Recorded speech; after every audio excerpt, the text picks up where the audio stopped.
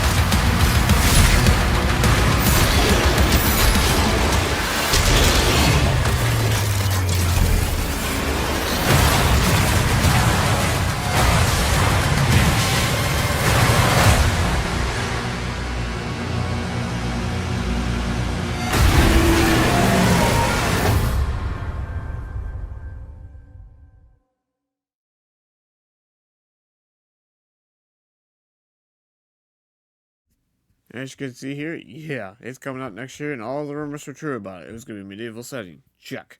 It's going to be multi-platform, check. So it's not going to be Xbox and PC exclusive, as fanboys were hoping it would be, but it's not. But anyway, Slayer's Club actually did a whole article on it. So and then with that, what we need of you, we got to go through too. So there's plenty of information here about Doom: The Dark Ages, based on what we know so far. So without further ado, let's get into it. Wage war as one man, matched against Hell's legions in a dark fantasy setting, expanding the Doom universe, witness the origin of the Slayer's rage and his rise from a kingdom's last hope to Hell's greatest fear in this pulse-pounding cinematic prequel to Doom 2016 and Doom Eternal. Go medieval on battle missions of demons made up of all new threats as well as familiar foes reforged from Doom's past. Bring the malicious forces to heel with heavy-duty shooter combat and a heroic sort of epic proportion powered by the latest id Tech engine.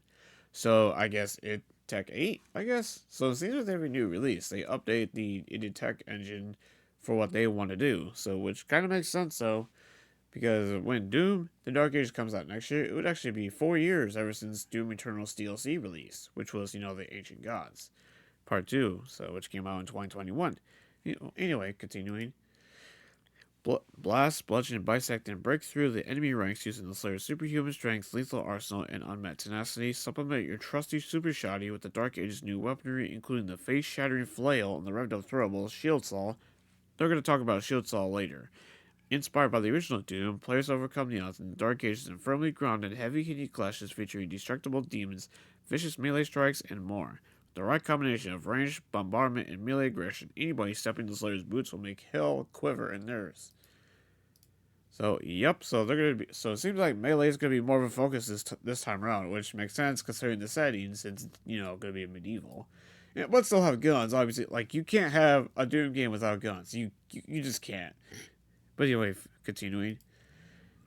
Doom: The Dark Age's cosmic scale conflict calls for the heaviest ordnance possible, and the Slayer heads enter the cockpit of your Alton, a daunting skyscraper-sized mech capable of toppling Hell's behemoths of titanic metal fists, and reclaim the skies aboard the Slayer's Mega Dragon, strapped to the jaws with jet engines and overwhelming firepower.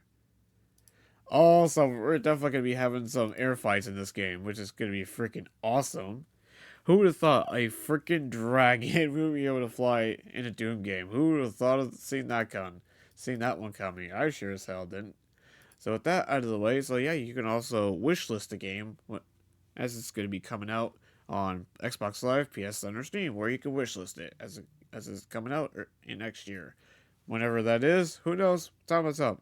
Now for the interview which they did with Games Radar, which so we even got even more information about the game. So let's start there then, shall we? The thing is, id Software's line in this medieval war gets held not out of convenience, but out of a return to change the fundamentals of play, to return to where Doom began 2 decades ago. Now, so for every development cycle, I played the original Doom and have the team play it too. I realized that we still didn't hit the marks as creative director, and that is where Doom: The Dark Ages was born. So seemingly they're going back to the roots for this one, compared to Doom 2016 and Doom Eternal. So once you kind of get the basic concept, so killing demons, it seems like I'm curious about where the more classic Doom is going to be coming to play in terms of its roots. Continuing. The cause of the epiphany, the projectiles, the nightmarish gauntlet of floating, homing hazards. I noticed that right away, how slow these projectiles move. It just dawned on me that the maze, the movement is more horizontal as you weave your way through the projectiles. Every projectile mattered in the original Doom, and that's where the inspiration comes in. Now for the other ones. Doom Eternal invested heavily in verticality, making constant movement across multiple planes of wider combat arenas a central component of the core rhythm to encounters. Martin says that returning to the ethos that underpinned the series in the first place became a core pillar of what the team wanted to do. We couldn't go any higher in the air than Doom Eternal. That was a great experience, but we want each game to stand on its own, says Martin. I know the platformer was a contentious thing in the Doom community, so I'm sure people who were not a fan of that will be very happy to hear, seemingly, that because based on what we've seen so far, platform is not going to be a thing in the Dark Ages. But I guess time will tell. Again, I'm only going that off of the 2 trailers that we have gotten so far, or 1 trailer, excuse me. But let's not get ahead of ourselves. Continuing. If you're in an F-22 fighter jet in Doom Eternal, this time around, we want you to feel like an Abrams tank, and its analogy does indicate where it is steering forward. It means you're more powerful and grounded. The combat system for new players, those who only got the reboots, I think the Dark Ages, they're going to feel like there's a reimagined combat system for longtime fans of the series. It's good. You're going to see a return to form. Well, where's that coming in real terms? He says that the spirit of the original game comes in a number of ways. Perhaps the most notable respect is how you move. You're heavier, more powerful, and grounded. For making strafe to aim, but think again. You'll be weaving between projectiles just like you did in the original Doom to deliver that super shotgun blast to the chest. It almost creates this three-dimensional shoot 'em up puzzle that as you're weaving your way through. Now, so there you go. I guess that's where the inspiration from the original Doom comes in. So there you go. Because remember, folks, in the original Doom, you couldn't really jump at all. So there you go. Continuing. Doom: The Dark Ages presenting flatter, denser combat arenas set across more ecologically diverse environments than anything we've ever seen in the series so far. Powered by the latest id Tech engine, id Software is gaining phenomenal results out of its first Series X release, but between all the devastation of restoration, we now have noticed just how many demons are pouring into your peer view. We have more demons than we have ever before. There's a shot where the Slayer turns the corner and he's killing so many of them, using that spread shotgun, doing all that damage with all the gore coming off, and the feedback that we can achieve now in games is just incredible. It's so exciting to be able to provide that for players. As Martin continues, the tech is really allowing us to do some of the biggest space and biggest AI, and the weapons feel like the most powerful we've ever had in a Doom game. It seems like everything's coming that id Software has been building to this point is coming across in a really big way, and I'm really curious. It sounds music to my ears. More killing demons, the better. That's gonna be amazing to see that. See more of that when we see more gameplay footage. It's gonna be exciting. Anyway, continuing. That's a bold proclamation, but one Martin is certain id Software can make a good one, and that's being directly reflected by outrageous narrative frame. You are a weapon of mass destruction in this game. We like to say it's this medieval war against the forces of hell, and everything's going off and going wrong. The good guys are losing, and you're the nuclear option, and we're putting you in the driver's seat. And that's one hell of a nuclear option there. That is one hell of a nuclear option. That, Martin says, means you'll be killing more demons than you have ever before. I think the number 8 on screen is. I don't even think there's a limit at this point. It's crazy. I keep waiting to hear no from the programmers, but they haven't said it this time around. It feels like tech-wise, across the board, we'd be empowered to make this our best game yet.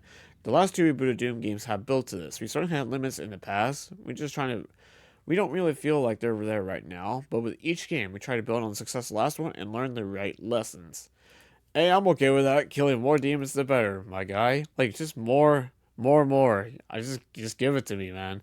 Oh, that sounds amazing. That's gonna be incredible. Anyway, continuing. Martin is confident that the weapons in Dark Ages are the most powerful you've ever held in a Doom game, but it's worth digging a little deeper here because its offer is introducing a surprising amount of nuance to the core combat rhythm of the game. The biggest change is the introduction of the shield slaw, which has earned its name because, as Martin puts it, it's a chainsaw and a shield combined. It looks rad in our first look at Doom Dark Ages, but it's impossible to overstate just how key this tool will be. You will have that shield in your hand at all times. You're basically dual wielding. At one place, I feel like Aragon or Leonidas at the high gates of 300. You're the hero of a master battle on FPS and a Doom game no less. It just felt like it would really fun challenge for the team to take on, and I think we delivered it. I'm certainly keen to see more, particularly as Martin teases some of the ways the shield faction in play. There's a lot of stuff you can do with the shield. You can block attacks, you can parry projectiles. There are melee weapons you can combo attacks with. You can use them to solve problems. You basically exploit weaknesses with the shield in your left hand, then you hurt things with guns in your right hand. And that's it where we could take from the interview. Let's talk about this, okay? Because wow. Double like the most amount of demons you'll ever see on screen so far in this franchise. Amazing. And duality being a thing in Doom. Okay, alright. That'd be kind of funny if there was like ways where you have to. That'd be pretty amazing. So, yeah, dual wielding in a Doom game. Who would have saw that coming? Especially with a freaking shield that is also a chainsaw at the same time, and that you can throw it. All like we've seen in the trailer. Oh my gosh, that is amazing! I cannot wait to see more on this game, man. Yeah, next year. It sounds music to my ears, man. It seems like they're going bigger and better than before with this game. And id Software does not miss. They do not freaking miss at all. They really do not miss. So I'm really looking forward to see what they come up with. And I'll be there day one. Hey, maybe I'll try to pick up the collector's edition if there is one. Which I'm assuming there is because they've done collector's editions, I believe, for 2016 and Doom Eternal. So I'm assuming they're going to do the same thing here with Dark Ages. But time will tell, though, I guess. When it's coming out next year, obviously on Game Pass Day One. Hey, for your Xbox and PC users, if you have Game Pass, there you go. You can just download the game and just play right through it, and jump right in. Now I'm curious to see what kind of multiplayer they're gonna tackle on this time because 2016 had like more arena focused multiplayer, and then for Doom Eternal they had the whole battle mode. I didn't like the battle mode all that much. I prefer 2016's multiplayer over Eternals, but that's just me though. So.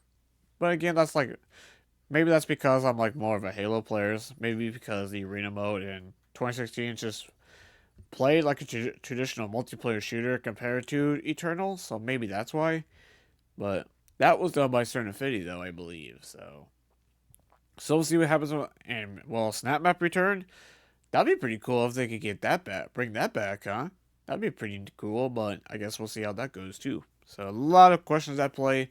Very, very hyped. This is definitely perhaps my most anticipated game of 2025 so far in the AAA space because, oh my gosh, does id Software never fucking miss? They have never missed so far.